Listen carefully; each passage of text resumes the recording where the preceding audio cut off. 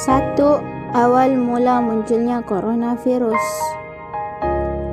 Virus corona jenis baru yang tengah menyerang masyarakat dunia saat ini dalam istilah kedokteran disebut sebagai 2019 novel coronavirus. Virus corona merupakan jenis virus yang diidentifikasi sebagai penyebab penyakit pada saluran pernapasan yang pertama kali terdeteksi munculnya di kota Wuhan, Tiongkok. Virus ini diketahui pertama kali muncul di pasar hewan dan makanan laut di kota Wuhan.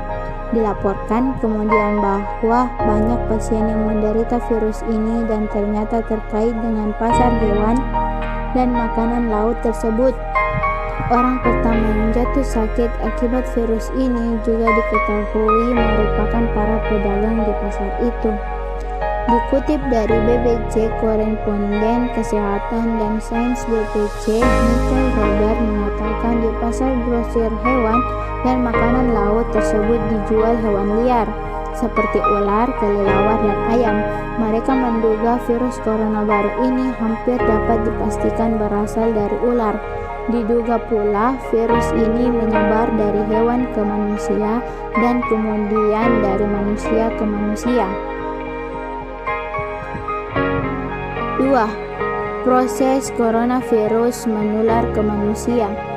Virus corona jenis baru SARS-CoV-2 masih terus diteliti untuk mengetahui karakteristik virus ini dan bagaimana penularan serta penyebarannya.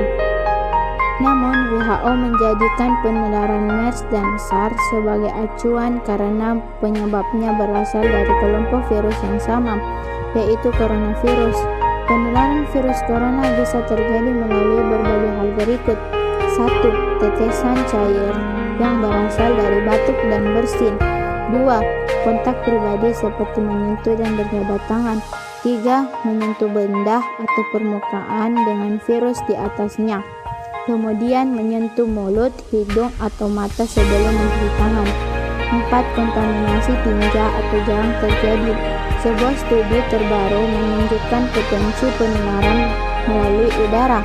Ketika seseorang batuk atau bersin dan mengeluarkan cairan mengandung virus, berpotensi akan menyebar ke udara dan bisa langsung masuk ke tubuh orang lain jika berada dalam posisi berdekatan. Virus ini ditularkan melalui tetesan atau sedikit cairan. Bahkan, para peneliti menemukan bahwa virus itu bisa bertahan dalam jangka waktu tertentu di udara dan menempel di permukaan benda bergantung pada beberapa faktor seperti panas dan kelembapan.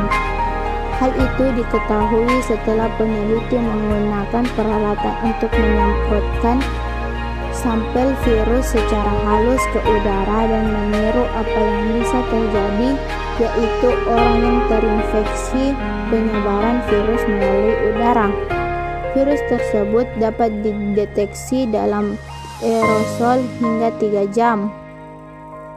Virus corona jenis baru ini juga terbukti dapat bertahan 4 jam pada tembaga hingga 24 jam pada karton, 2 hingga 3 hari pada plastik. Pusat Pengendalian dan Pencegahan Penyakit menyebutkan jarak penyebaran cairan di udara setidaknya sejauh 2 meter antar manusia. 3. Peranan ilmu sains dalam mendeteksi COVID-19 dalam tubuh manusia. Ilmu sains sangat penting dalam kasus COVID-19 ini. Kenapa? Dengan ilmu sains, para ilmuwan kesehatan dapat mengetahui dan juga mendeteksi pasien yang terinfeksi virus corona ini. Tidak hanya mendeteksi, tetapi juga dapat mengetahui gejala-gejala yang terdapat pada pasien COVID-19. Beberapa hal penting yang mereka lakukan adalah pengembangan perawatan pasien terdampak virus serta dukungan terhadap teknologi tinggi untuk mendiagnosa pandemi COVID-19 pada manusia. 4. Hubungan sains dan takdir di dalam pencegahan kematian yang disebabkan COVID-19. Teologi yang diyakini oleh para dai berpengaruh terhadap apa yang disampaikannya.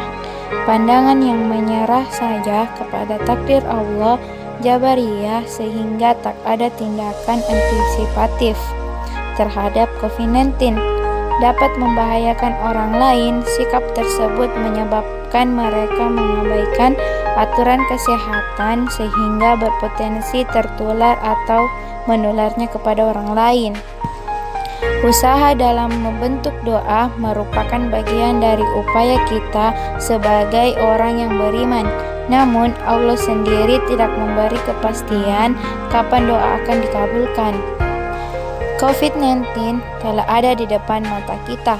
Cara kita dalam menyikapi penyakit tersebut akan menentukan kemampuan kita mencegah penyebaran atau kecepatan penanganannya. Kita patuhi saran dari ahli kesehatan untuk pola hidup sehat yang mengurangi risiko kita terpapar virus tersebut. Para ulama, jika pengetahuannya terbatas pada bidang agama, sebaiknya tidak keluar dari ranah kompetensinya, yaitu dengan mengajak umat untuk menjadikan peristiwa saat ini sebagai momen untuk melakukan muhasabah, meningkatkan keimanan kita kepada Allah, memperbanyak doa atau hal-hal yang lain terkait keagamaan.